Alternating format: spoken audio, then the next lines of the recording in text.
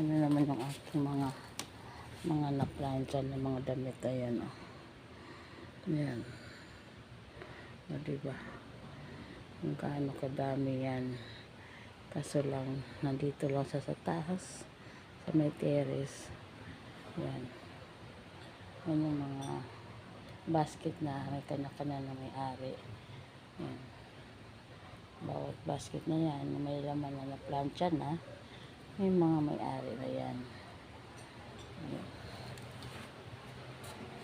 Meron mga may-ari.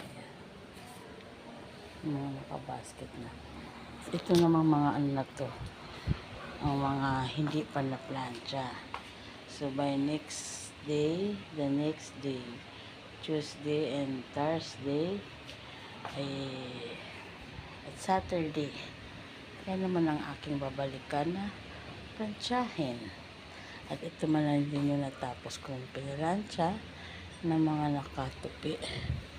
Ayan. Mga nakatupi. Tapos sa gilid, maraming mga tambak-tambak na mga gamit na hindi ko mawari kung anong mga gamit yan na tinatabi nila dyan. Yan. Ito pa yung isang basket. Hindi ko alam kung kanino din yan. Basta sa kanila may kanya-kanyang may-ari ang basket.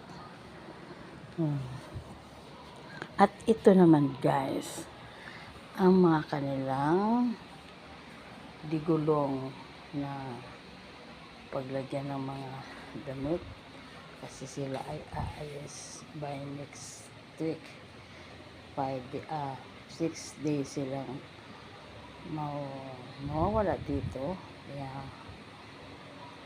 yan. Actually, ang aalis is ilan ba? 5 ang aalis. So, 4 lang itong bag ito. Malita ba tawag dyan? Bag o malita? Yan. 4 lang. Hindi ko alam baka nasa baba yung isa. Puro bago pa yan guys, diba? Yan.